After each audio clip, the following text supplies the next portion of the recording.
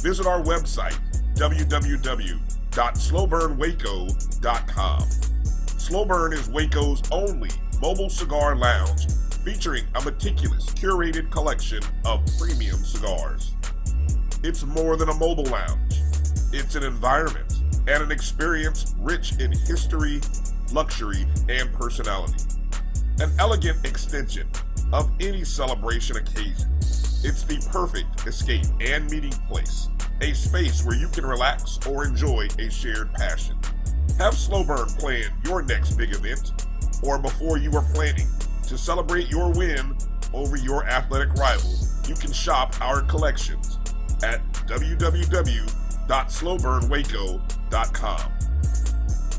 But if they want to tab, I'ma do the dab, yeah. One bite of 100% Angus beef ballpark frank, and you'll say,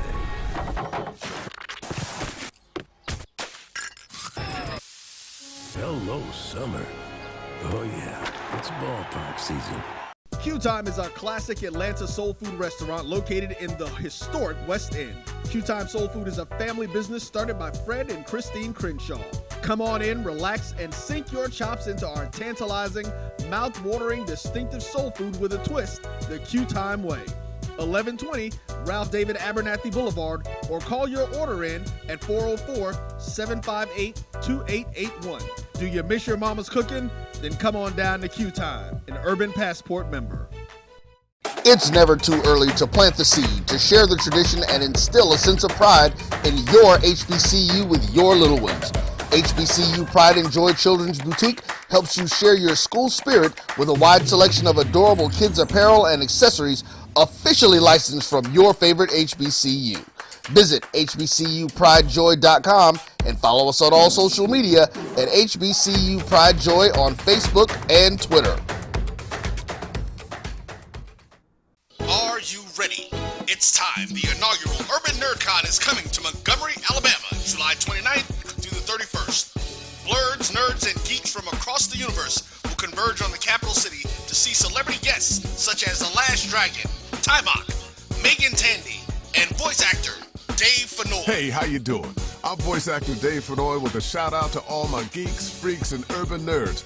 Just want to let you know I'm going to be there and I want to meet you at the Urban NerdCon Gaming and Cosplay event. It's happening July 29th through the 31st in Montgomery, Alabama.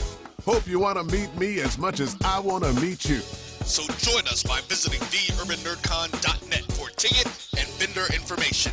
This will be the premier blurred event in the universe. Theurbannerdcon.net. Our heroes, our villains, our stories, everyone's con. See you there. Now, you can live in Texas and not have a good red meat blend. Texas Cowboy Dust is designed for steak and other red meats. It's out to be my most popular spice blend, made with onions, peppers, ground mushrooms, pink salt, and other spices. Texas Cowboy Dust also goes great with chicken, pork, vegetables, and adds a restaurant-quality sheen to gravies and sauces.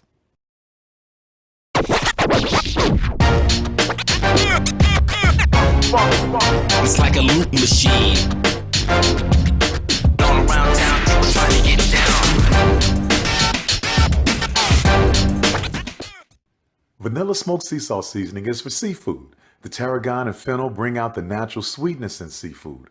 I also use it in rice dishes, on yams, asparagus, blueberry pancakes, and believe it or not, chocolate chip cookies.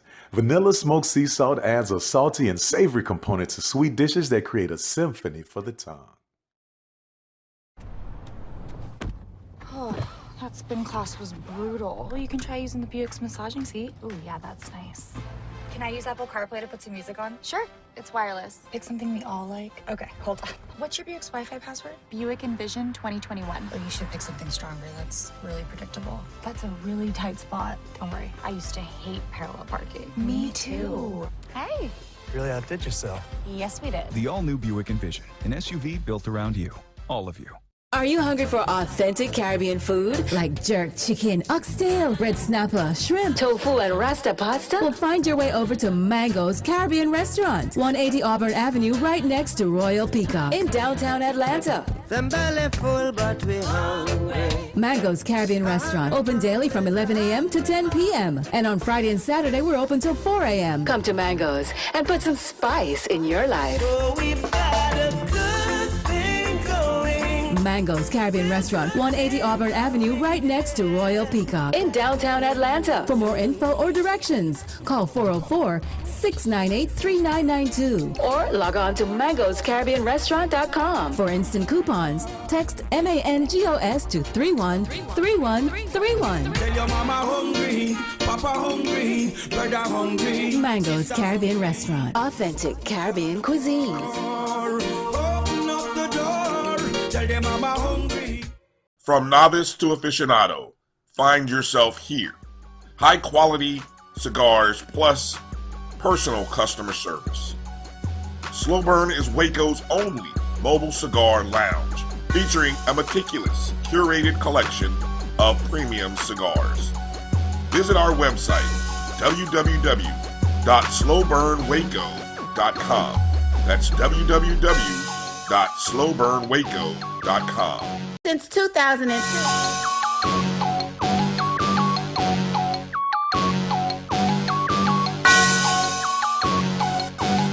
Yeah. I love my HBCU.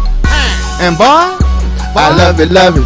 I love it, love it. I love my HBCU. And man, I hope my team they won one. Yeah. I hope my team they won one. Yeah. Man, I hope my team they won one. I hope my team they won one. Yeah.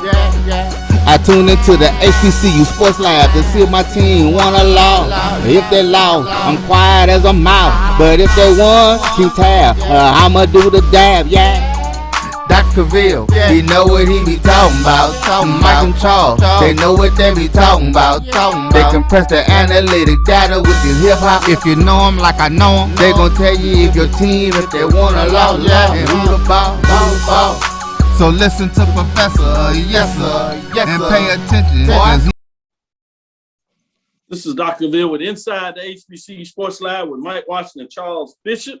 Mike Washington is out on assignment, so running with Charles Bishop. Welcome to episode 278 of Inside the HBCU Sports Lab radio show and podcast. The show that's covering the sporting HBCU dash for all things HBCU sports and institutions, large and small, from the NIA to the NCAA. We share insights and information on the HBCU sports culture and HBCU athletic aesthetics to facilitate the story of HBCU athletic programs and the business of HBCU sports. I'm your host, Dr. Kenyatta, along with my co-host, Mike Washington and Charles Bishop. We're filming from our home studios and sending a signal live to our KSUH 1230 AM studios with the Texas Radio Hall of Famer, Ralph Cooper. That's the multi-Hall of Famer in the beautiful home of Texas Southern University for Houston, Texas. Ralph Cooper celebrating his birthday a week ago. Congratulations live on air, Ralph, as I make sure I told you that person. But today's episode of Inside the HBCU Sports Lab is sponsored by THG Agency. THG Agency is a company that provides sporting and educational consulting and data analytics. Today's show will have a great lineup for you. As I do that, let me ask Charles, how you doing today?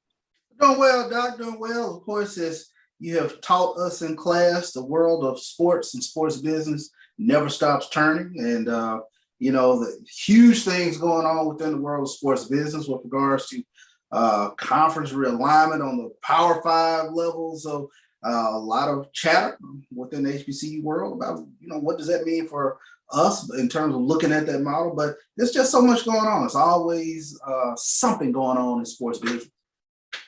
Very true. And I'm glad you brought that up first, because it'll give me a chance, as I posted on Twitter, sports studies, in parentheses, management, term of the semester equals is conferences annual average value, AAV.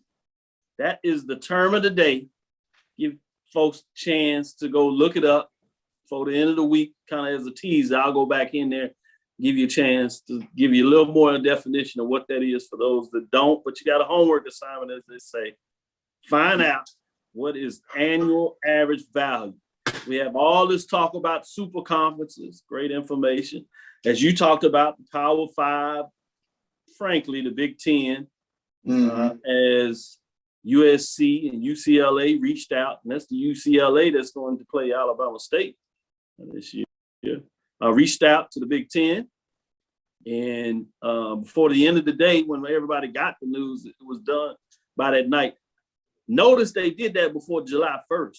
A lot of people hadn't talked about that, missed that. That was a key date in terms of the finances that are available when you make a move. What does that do?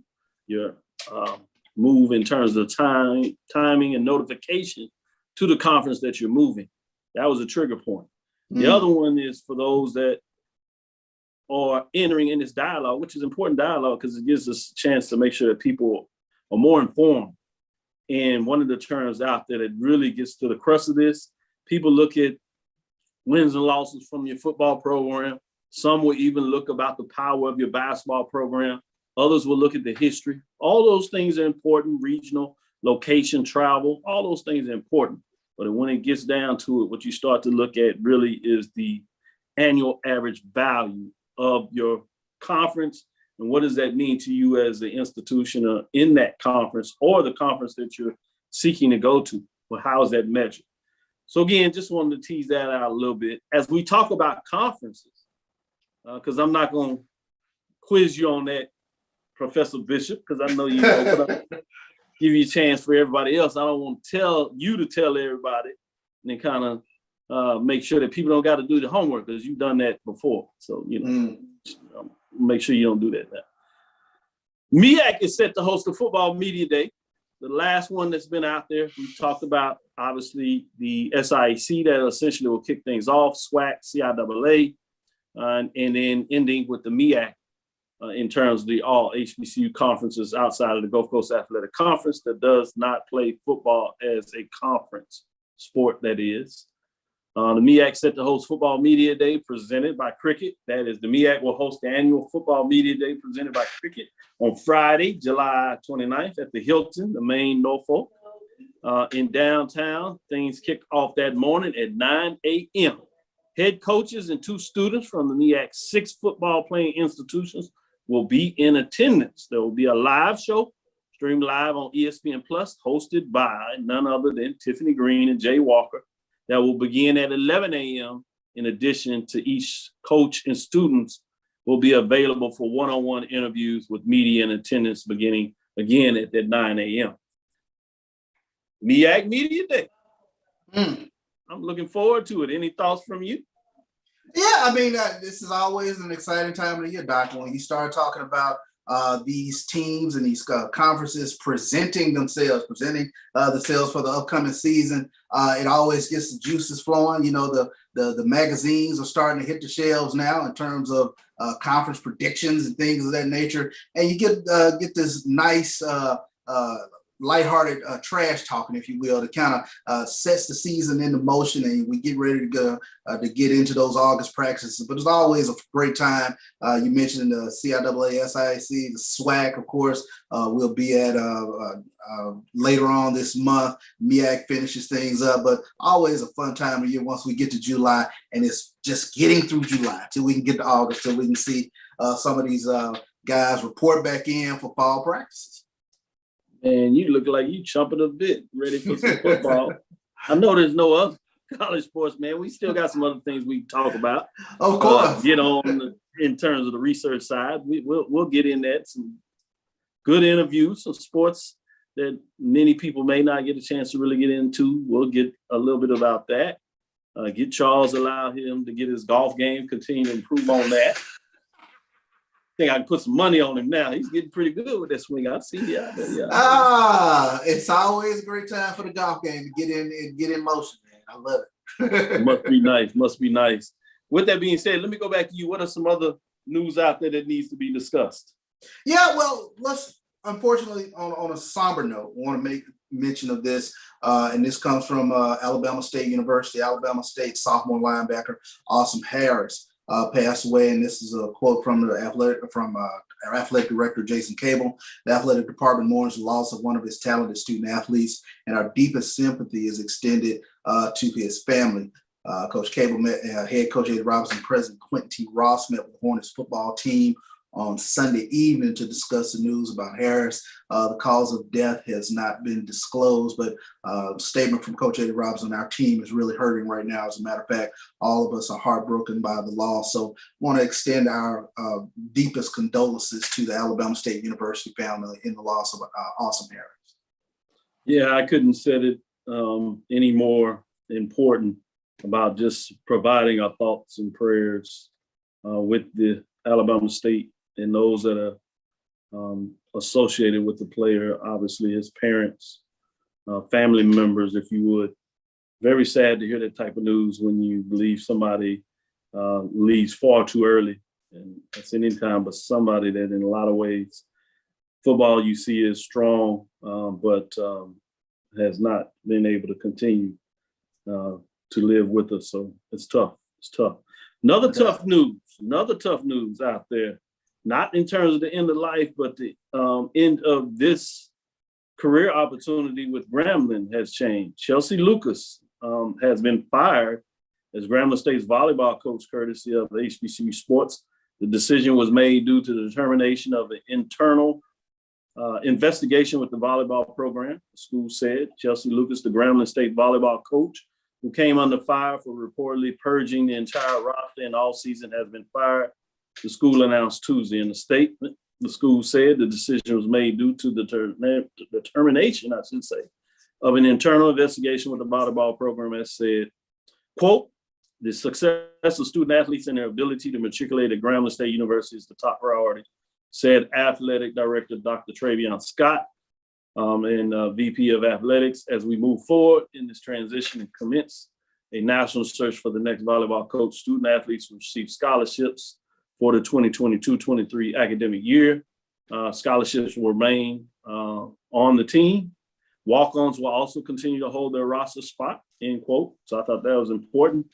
Grambling President Rick Gallup announced that the school had sought a legal firm to investigate the volleyball team, as many people have heard about now. It started in April 5th when Twitter accounts from Grambling State volleyball fans, which reported that Lucas cut the entire volleyball team, which later found out was not quite the entire team.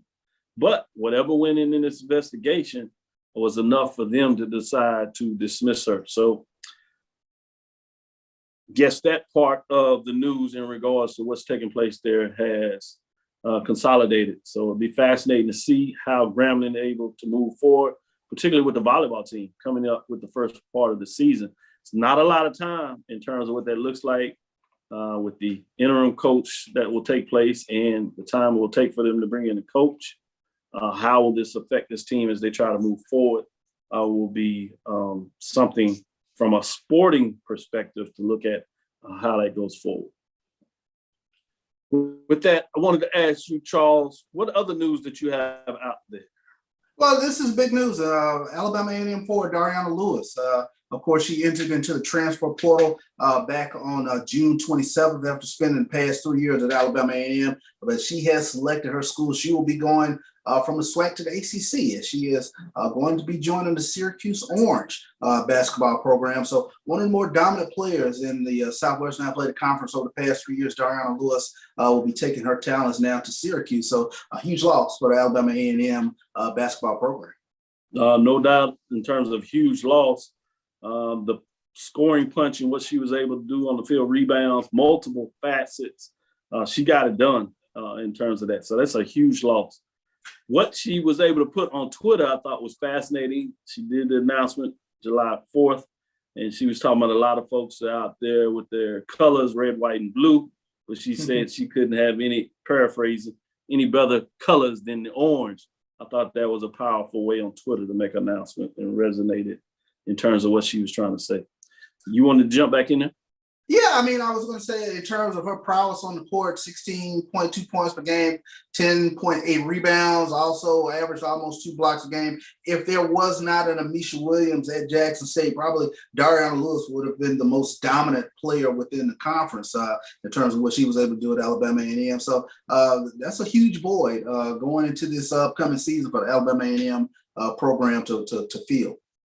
Yeah, great points when you talk about that. I did want to put out there, Xavier University announces its inaugural Athletics Hall of Fame inductees. First time in school history, that's big, Xavier University. So as you imagine, there was a lot of individuals that are on this list. It was 20 inductees in 2 teams to the inaugural Xavier University Athletics Hall of Fame. Inductees will be honored November 3rd during 6 p.m. banquet in the 3rd floor ballroom at Xavier University Center, for those that are familiar with that down there. Inductees will also be recognized at the Xavier University homecoming basketball doubleheader at the Convocation Center that afternoon on November 5th. For those that hadn't been connected directly, Nathan Cochran, as Executive Director of the Athletic and Recreations, asked those to call him, 504-520-7329. That's N. Cochran at xula.edu to confirm the participation in the November events. Such names as Marino Castle for football, Nate Sweetwater Clifton for men's basketball, women, Casey Davis, Herb Douglas, men's track and field, Alvin Bo Dukes, men's basketball, just to name some of those individuals involved over the illustrious history of Xavier University. Cite them for that. Anytime you get a chance to do something new of this magnitude and recognize that historical, cultural past, you know how much I am for that. So I think it's fascinating to see that. Many more on this list, so you can go to Xavier University of Louisiana website, xula.edu, their athletic department, to get the entire list to see who's on there. With that, let's take our first break. We'll be right back with our interview. We hope it's exciting. If it's one that you enjoy as we go off the beaten path a little bit. Stick with us. We'll be right back after this first break. Since 2002, Empowerment Resources, Inc., a nonprofit organization, has empowered more than 1,500 youth and adults in Duval and surrounding counties. Through its programs, Journey into Womanhood, Girls Mentoring, Life Skills for Teens, and Parenting Education Coaching. To get involved with programs, volunteer, or donate, visit www.empowermentresourcesinc.org. Follow us on social media, facebook.com/empowerment.resources and instagram.com/empowermentjax. For 200 years, Montgomery, Alabama has been making history by people who had the courage to stand up for change. Today, this riverfront city has been reborn, embracing the past and looking forward to the future. From the National Memorial for Peace and Justice to the stage of the Alabama Shakespeare Festival, this is where history was and is made. We are proud to call Montgomery home, and together we can be the change. Are you ready? It's time. The inaugural Urban NerdCon is coming to Montgomery, Alabama, July 29th through the 31st. World, what's happening? Rob Morgan here. Just letting you know, July 29th through the 31st, I'll be at Montgomery, Alabama, Urban NerdCon. Come on out, get something signed, take a photo, say hello, let's share some stories and create some memories, you know? Peace. So join us by visiting theurbannerdcon.net for ticket and vendor information. This will be the premier blurred event in the universe. TheUrbanNerdCon.net. Our heroes, our villains, our stories, everyone's con. See you there. Press the analytic data with your hip hop. If you know them like I know them, they gon' tell you if your team, if they wanna loud, and who the ball. So listen to Professor, yes sir, and pay attention, cause he gon' teach a lesson. This is Dr. Cavil with Inside the HBCU Sports Lab with Mike Washington, Charles Bishop. Mike is out on assignment. We have none other than Miss Clark providing us a interview today. Let me go to you, Charles, to open this up for the interview. I know that you're so connected in terms of what this means. So I wanted to give you the honor to do that. Well, sure thing. I want to welcome Kimberly Clark to the Dr. Gills inside the HBCU Sports Lab, and thank you for coming on. You have sort of spearheaded this new novel approach to HBCU basketball. I wanted to bring you on to kind of talk about that a little bit. Talk about this platform, this great platform that you have in terms of showcasing HBCU basketball. Well, first, I want to let you all know I am so grateful for this opportunity to speak with you all. And I did not quite spearhead it. I do have a business partner. We both attended HBCUs, and he played professional basketball. He played overseas. He's playing in the United States. And we both at the time own basketball teams. And we were just discussing the lack of opportunities for HBCU players. You know, through the years of knowing each other, we just would talk about it. Well, he started off with just the idea of a team. And he contacted me. He said, I'm going to get this professional team together of nothing but HBCU players. They're going to get full salary, housing, etc. He was like, so I want to bring you in to help out. And I was like, well, you already know I'm down. This is a great opportunity. You know, I'm in it 100%, whatever you need. As we continue to move forward, a friend of his was just saying that combined, him and I had so many years of experience in the arena of basketball. And he was like, telling my business partner, he was like, why would you all just do a team? Why not a league? And so, of course, it sounded exciting at first. Then when we start researching and just start really absorbing the history of us in sports and the opportunities lack thereof, it became really big and became kind of scary for a minute because we tabled it a couple times like, no, this is just, wait a minute, we doing too much.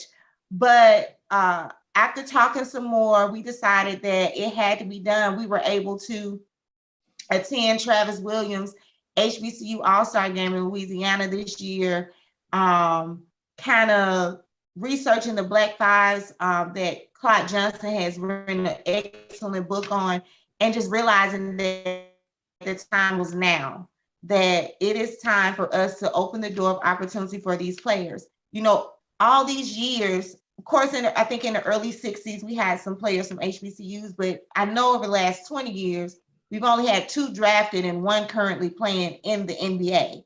Mm-hmm. And that's not a good number. When you have, 450 players in the NBA, you're going to tell me only 1 currently playing is in the HBCU?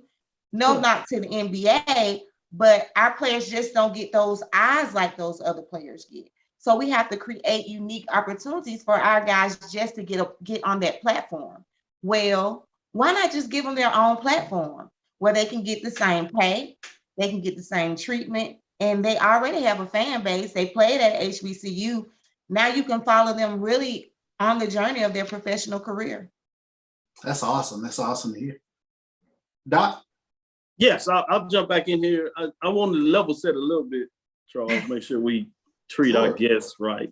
In terms of, tell everybody a little bit about yourself before I follow back and kind of get into it. Talk about me? just a little. You can tease it out there. Well, I am Kimberly Clark. I've been married for 7 years. I have 2 daughters and a bonus daughter. I have 2 grandkids. Look good, I know. But my story is kind of unique. I'm not a traditional HBCU student. I just grew up around Black excellence on both sides of my family. Most of my family, 95% of my family went to HBCUs across the United States. So that's all I ever knew. I was a teen mom, so the opportunities that I had scholarships, but I had to kind of turn them down because I had to stay at home and raise my daughter. So I could not go to the HBCUs I had scholarships for because I had responsibilities. But that did not mean that I still did not attend the homecomings, all the events, support my friends throughout their journeys at HBCUs. And I was determined that I was going to go back to school one day, which I'm back in school now. But, like I said, my story is a little unique. I don't know anything about sports. my husband, my business partner, my brothers, they all are trying to teach me the game of basketball so I can know what I'm talking about when I see it. But I'm good. I think I have been blessed to grow up and be around and be attached to and introduced to people that have done great things in the community in the United States that represented Black excellence or just represented excellence in any color.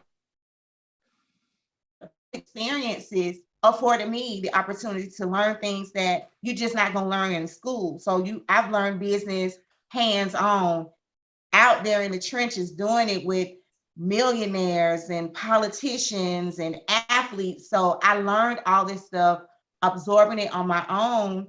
And one day I was able to say, okay, what am I going to do with this? Did I ever think I would be doing sports? No way. I always have worked in nonprofit.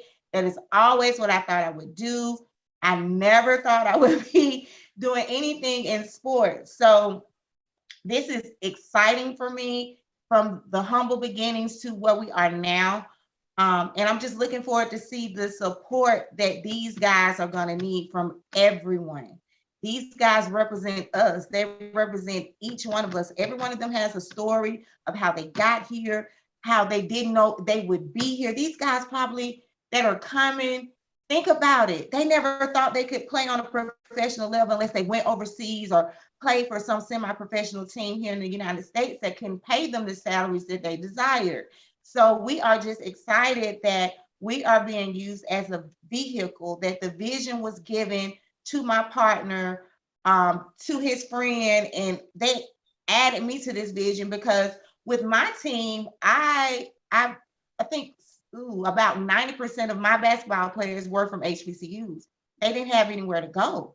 So of course, that's what I was looking for. Okay, I'm gonna get some HBCU guys from the community to come play. And it afforded them great opportunities. I always believe that people have to live out their dreams to fulfill their purpose. You don't ever want somebody to say, what if? Absolutely. That what if can tear somebody down for the rest of their life, and they can never reach their full potential. These guys on the semi-professional level are able to still play semi-professional ball, somewhat professional, and figure it out. Well, now with the HBCU league, there's no more what ifs. There's no more why not me. This is all about them. It's a league of our own.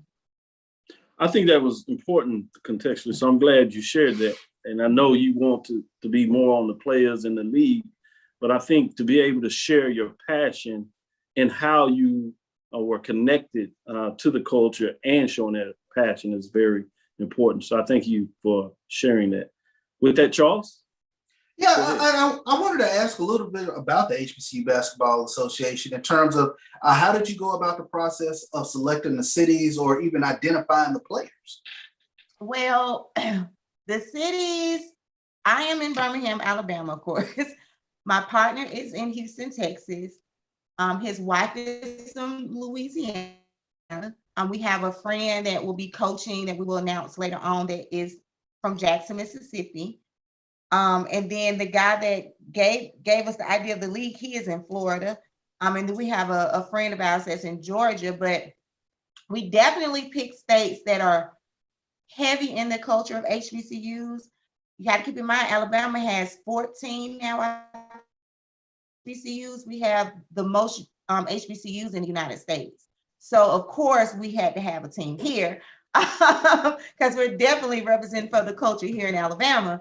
But the other cities were just kind of strategically chosen because of the connections with the HBCUs and just the vision. So these are not going to be the only teams. These are just the seed teams. So we'll continue to grow across the United States in areas where we can identify will be well represented for HBCUs. I see. And in terms of the players, identifying the players, how did you all go about this process of trying to get this pool of players to play in this league? So look, what's so crazy is we really didn't have to try. Like before we, announced it, we had been to the HBCU All-Star game. Of course, my partner, he is Mr. Basketball, so he has always recruited players. He has those connections, and he went to HBCU, has friends, and went there. So, we were just kind of throwing the idea out there, and the guys were just like, if you all do this, please keep me posted. So far we have 23 guys that have entered their stuff into our system. And we haven't announced to the schools heavy yet. You see what I'm saying? So we don't know how and what's going to happen, but believe you me, it didn't take a lot of trying to get the players. Once they heard about it and saw the vision, they were all for it. And we're not talking about any type of players. We're talking about some top tier players that I was like, why he ain't going to the combines, the drafts for the NBA? Or however they do it. I told you, I don't know much about the basketball part. That's my partner. I'm like, why they're not doing that? I'm looking at his stuff. You on it. They'll give invites to the combine. I'm like, and based on how they do the combine, they can go into the I think draft. it's so many they could possibly dominate the league. So maybe that's why not. But, these guys are really like well-spoken, well-dressed. Grades are good, have graduated. Some are about to leave. So it's just amazing to see these guys so excited. And it's just been a couple of weeks since we announced it, and we already got like 23. And it might be more. This is the last time I talked to my business partner about that part of the business.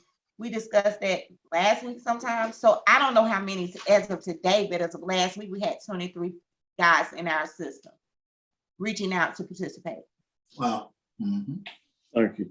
As we come to a close, just wanted to say thanks, Kimberly Clark, for providing this opportunity to get behind the scenes of this new league.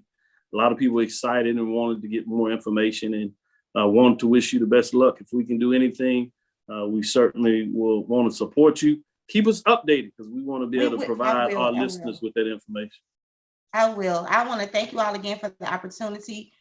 Just everyone continue to support, spread the news, let these guys know they have a home with us, and come on home. Most certainly, most certainly. How can they contact you with regards to this HBCU Basketball Association? So for any information, to reach out to me, to enter yourself into our system with your film or our stats, you just go to www.thehbcuba.com, and you can hit contact us, or you can click on tryouts if you're a player. And if you're just media or someone that wants to get involved, click on contact us, and someone will get back with you. Say it one more time. www.thehbcuba.com. Thank you. It was a pleasure.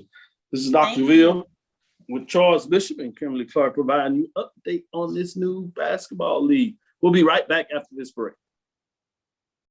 From novice to aficionado, find yourself here. High quality cigars plus personal customer service with Slow Burn. Visit our website, www.slowburnwaco.com. Slow Burn is Waco's only mobile cigar lounge, featuring a meticulous curated collection of premium cigars. It's more than a mobile lounge. It's an environment and an experience rich in history, luxury, and personality. An elegant extension of any celebration occasion. It's the perfect escape and meeting place, a space where you can relax or enjoy a shared passion. Have Slow Burn plan your next big event, or before you are planning to celebrate your win over your athletic rival, you can shop our collections at www.slowburnwaco.com. But if they want to tab, I'ma do the dab, yeah. One bite of 100% Angus beef ballpark frank, and you'll say,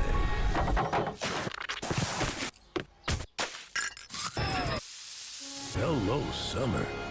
Oh yeah, it's ballpark season. Q Time is a classic Atlanta soul food restaurant located in the historic West End. Q Time Soul Food is a family business started by Fred and Christine Crenshaw.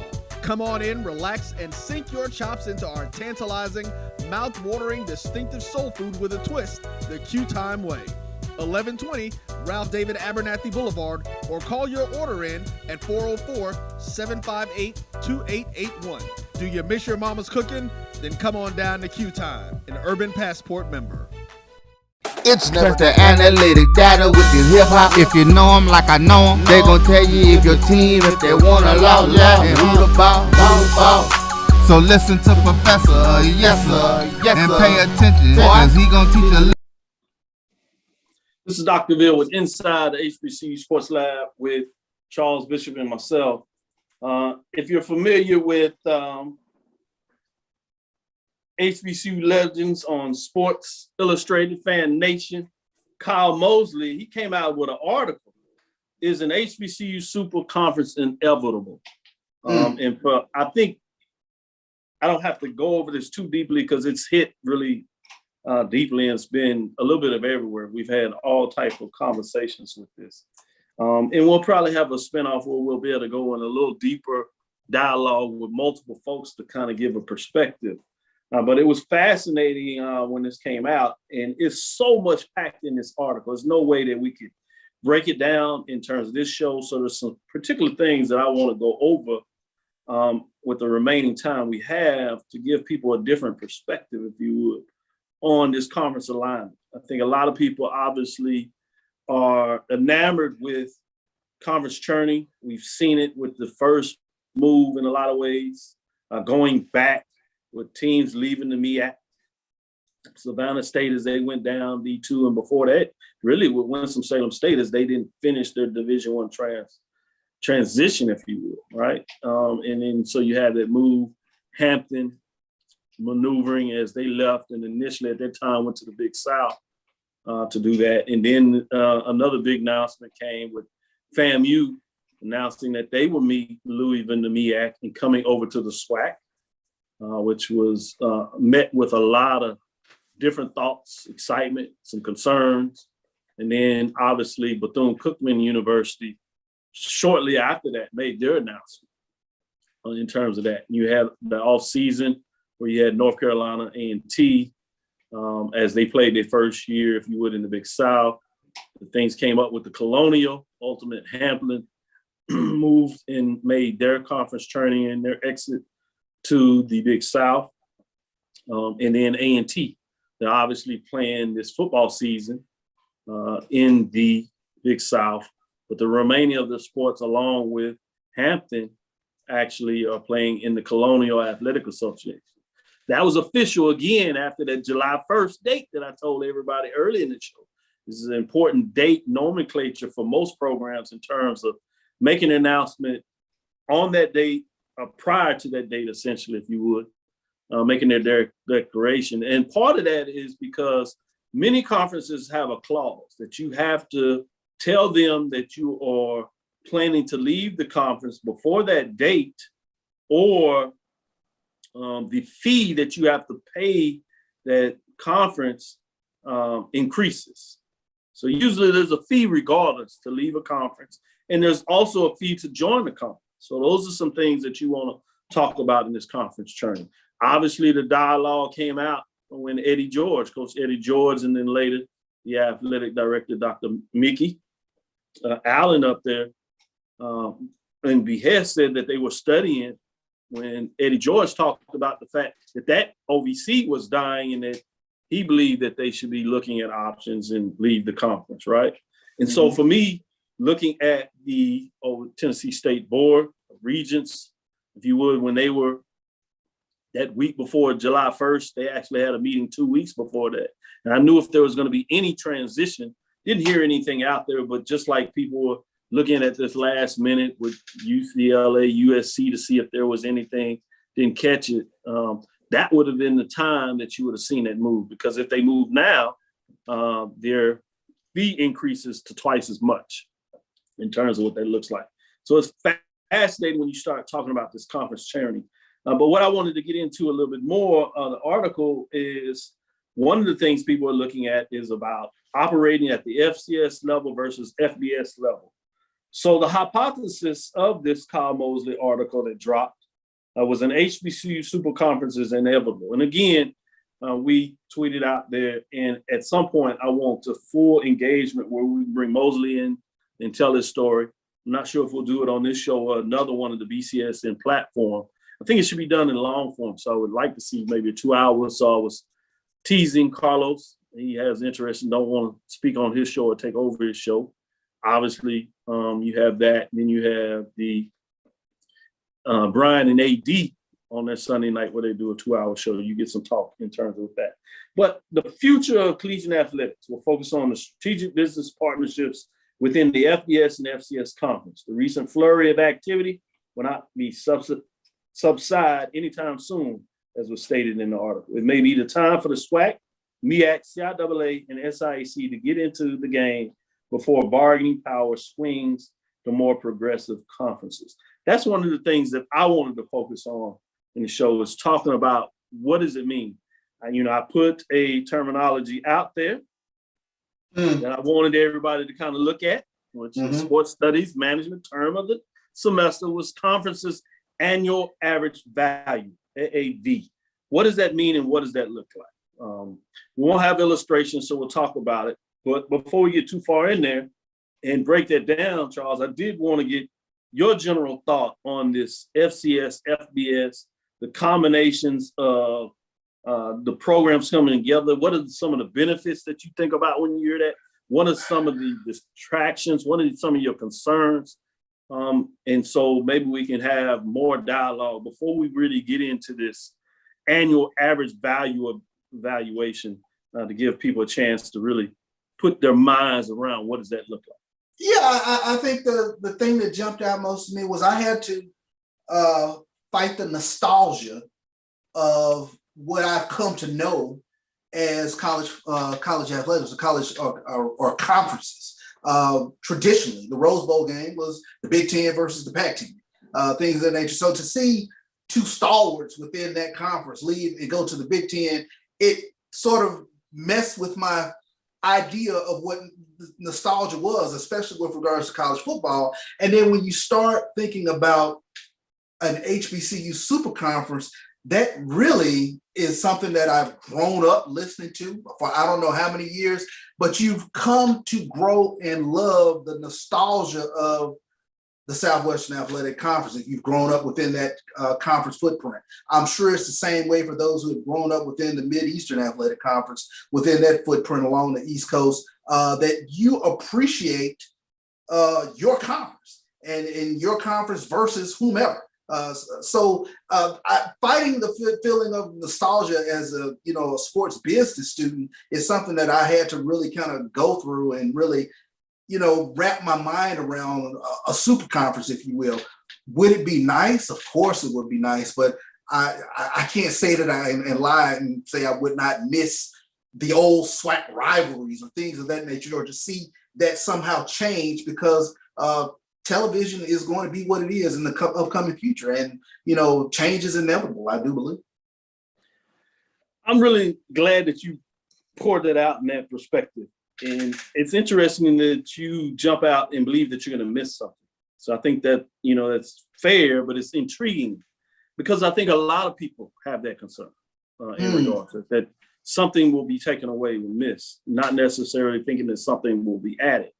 But as we get into this dialogue, I think it's important, again, to level set some things. What comes to your mind when you hear super conference?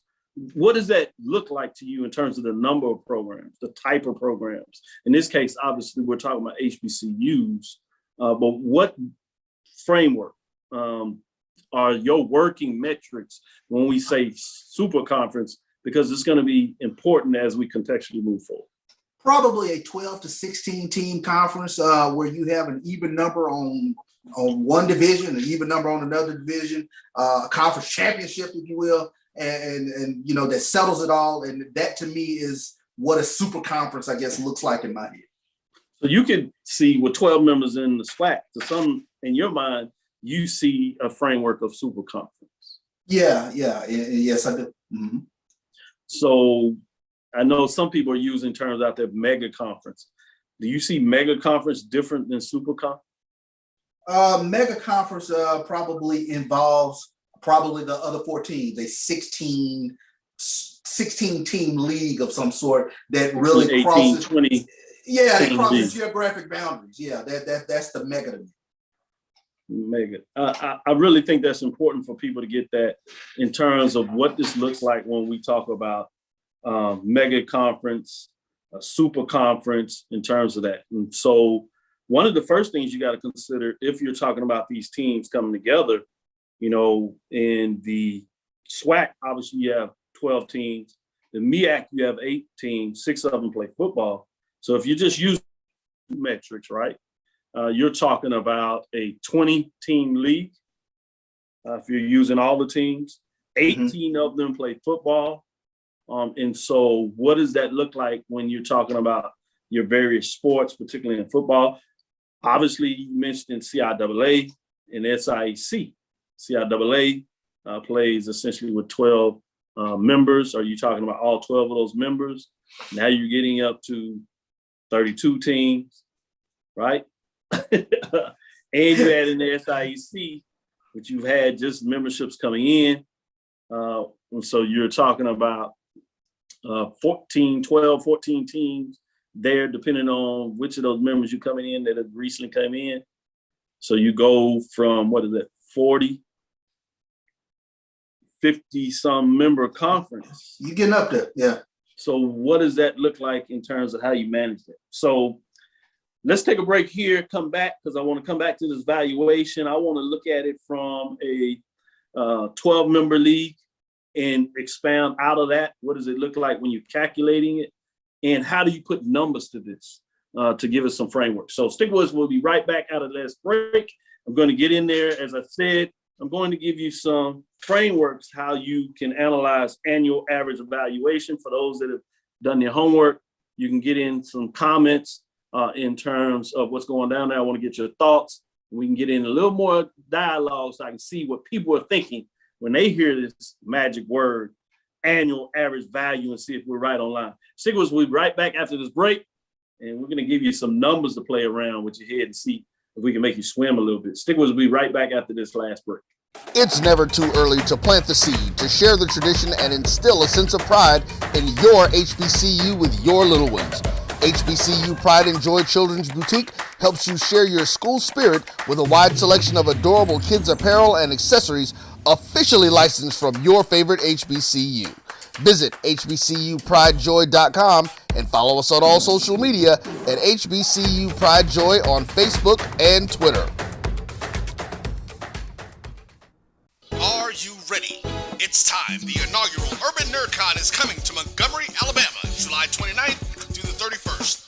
Blurs, nerds, and geeks from across the universe will converge on the capital city to see celebrity guests such as The Last Dragon, Timok, Megan Tandy, and voice actor Dave Fenoy. Hey, how you doing? I'm voice actor Dave Fenoy with a shout out to all my geeks, freaks, and urban nerds. Just want to let you know I'm going to be there and I want to meet you at the Urban NerdCon Gaming and Cosplay event. It's happening July 29th through the 31st in Montgomery, Alabama. Hope you want to meet me as much as I want to meet you. So join us by visiting theurbannerdcon.net for ticket and vendor information. This will be the premier blurred event in the universe. Theurbannerdcon.net. Our heroes, our villains, our stories, everyone's con. See you there. Now, you can live in Texas and not have a good red meat blend. Texas Cowboy Dust is designed for steak and other red meats. It's out to be my most popular spice blend, made with onions, peppers, ground mushrooms, pink salt, and other spices. Texas Cowboy Dust also goes great with chicken, pork, vegetables, and adds a restaurant quality sheen to gravies and sauces.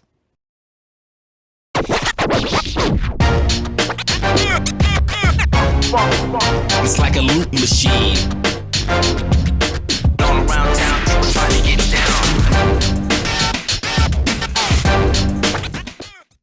Vanilla smoked sea salt seasoning is for seafood. The tarragon and fennel bring out the natural sweetness in seafood. I also use it in rice dishes, on yams, asparagus, blueberry pancakes, and believe it or not, chocolate chip cookies. Vanilla smoked sea salt adds a salty and savory component to sweet dishes that create a symphony for the tongue. Press the analytic data with this hip hop. If you know them like I know them, they gon' tell you if your team, if they wanna love, and who the ball.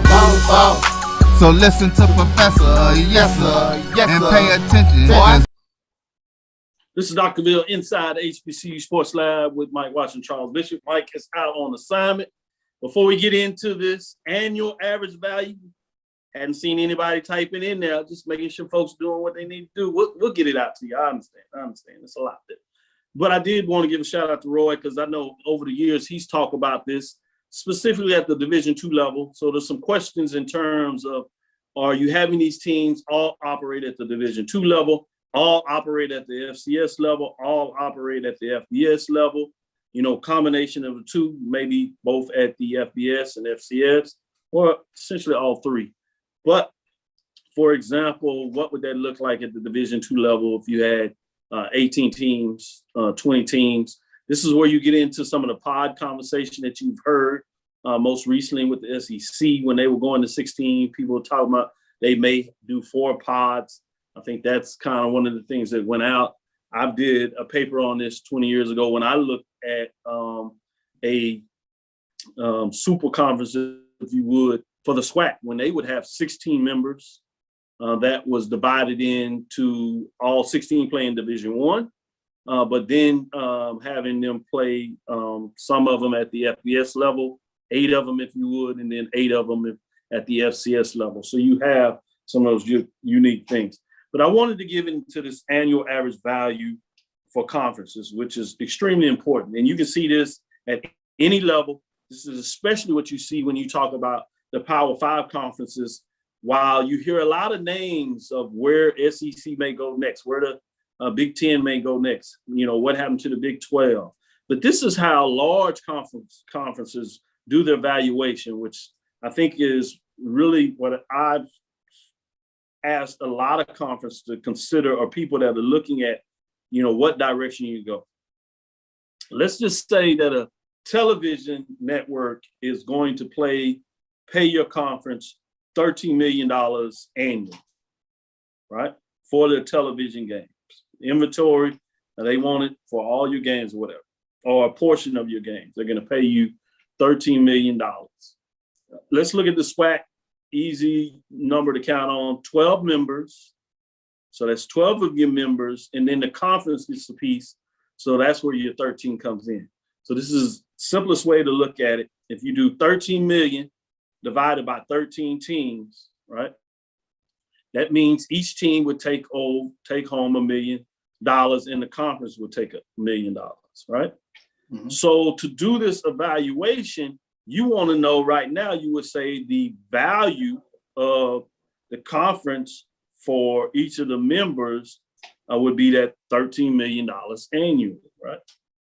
But let's say you want to do expansion out of that, and you're doing an evaluation of if you should expand or not. Really simple, right? Presidents will seek to expand if they believe they're going to get equal to the money they already have, or what? More. If they get less, the likelihood is they're going to say, no, we don't think this is a good for us to expand the conference, right? So that's one of the purest things they look at. Obviously, oftentimes they look at academics. They look at location. What does this mean for travel? Because those are all types of ways that you look at expenses. Cluster of schools in terms of academics oftentimes is important. Obviously, the cultural, historical nature of the institutions that you're looking at, all those play into it. But usually the bottom line, a lot of it, as you'd imagine, if not most of it, is about money. So Charles, so we can get the dialogue going here. If I was going to do expansion, looking at it from a conference person, you coming in, consulting, and everybody's asking the questions, you wanted to bring an institution into the SWAC, right? Mm-hmm. For this talk, even though this is off the table, you know, people are tired of hearing it, but a lot of folks have talked about Tennessee State.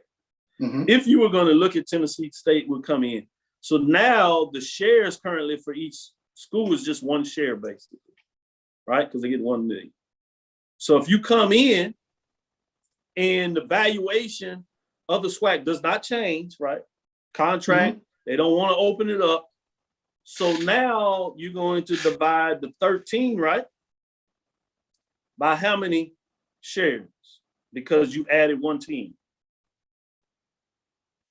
14 shares. So you've added Right. that one team. Mm-hmm. That's correct.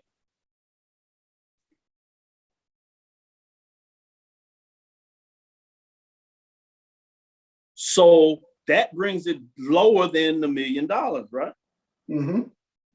So now instead of getting $1 million, you're getting what, 700,000, a little more than $700,000 per institution. If you are president of the institution, no matter if you like, you might even be an alumni of Tennessee State. The commissioner comes to you and says, we got an application from Tennessee State to come into the conference. And the president said, oh, this is great. You know, what they coming in, yeah, they're gonna pay the fee or whatever, or we waiving the fee. What? Okay, we'll look at it. We'll see what that means. So what is your valuation? Well, right now we just signed a new contract, so we can see if they open it up, but I'm not sure about that. You say, okay, what does that mean?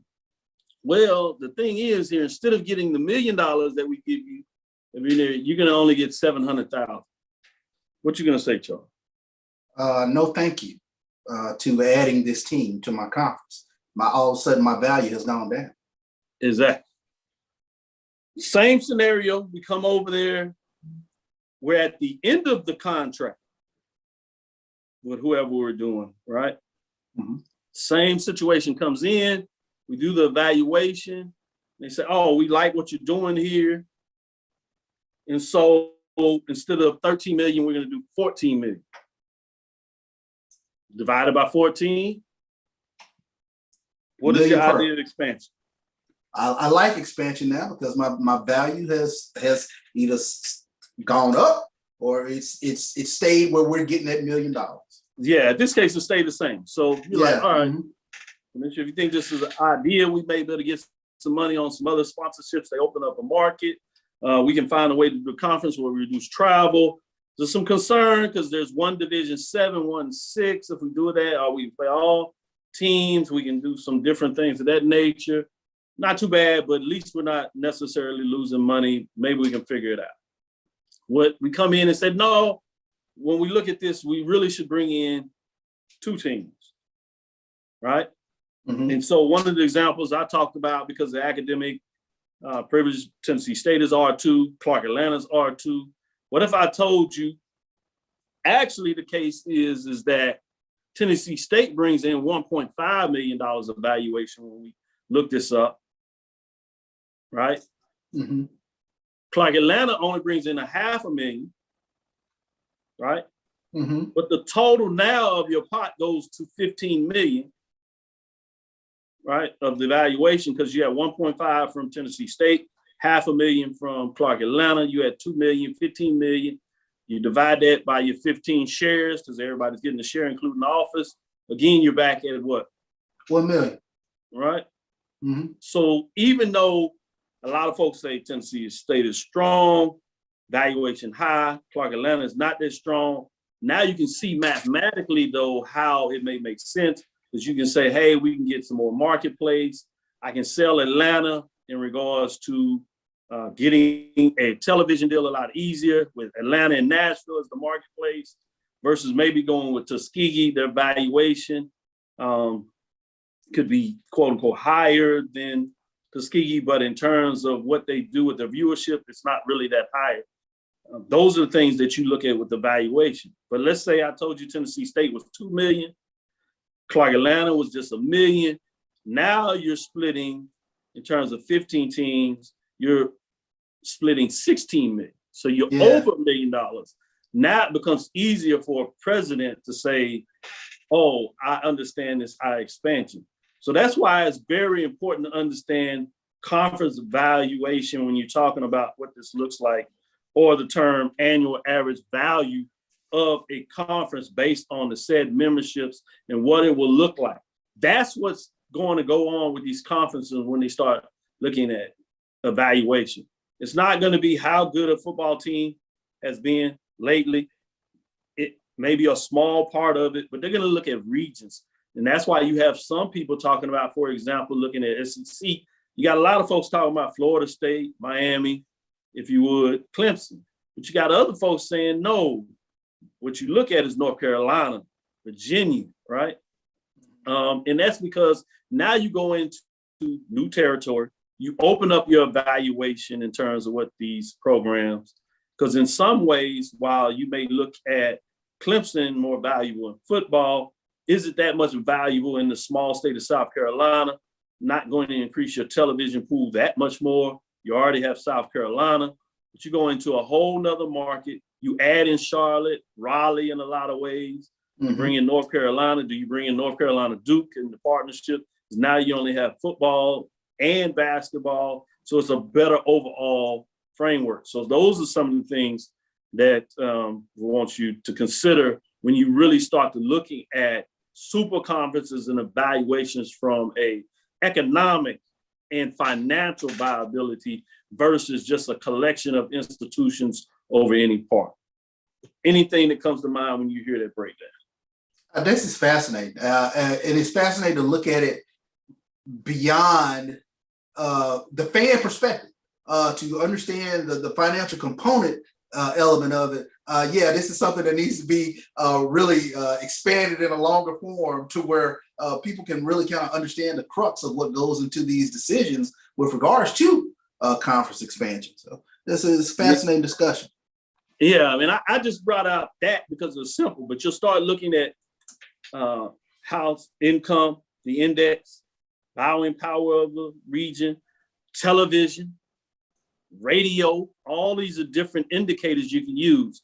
APR, Carnegie classification, location. So there's a lot of metrics you can use. I didn't want to tie us up. And that's why I said, when we get into a longer dialogue, we can really break down these metrics.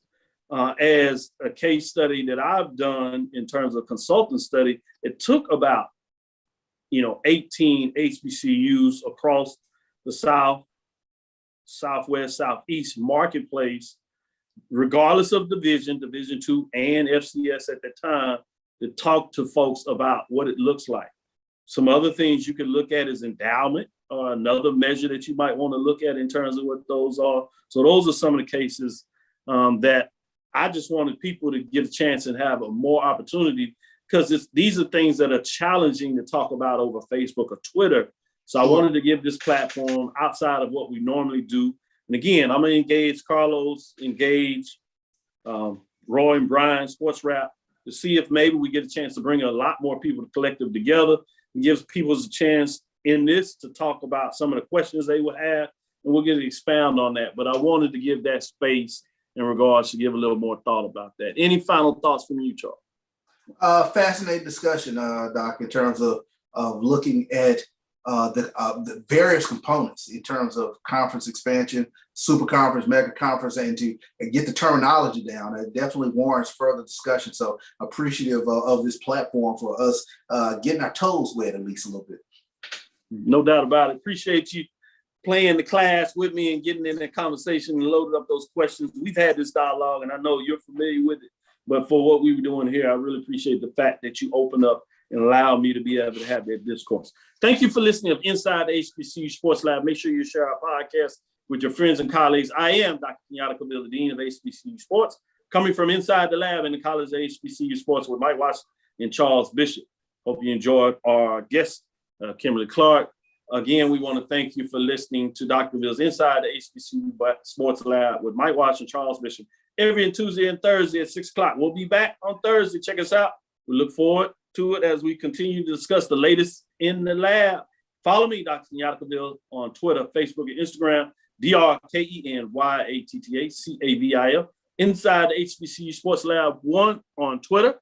That's Facebook and YouTube, Inside the HBCU Sports Lab.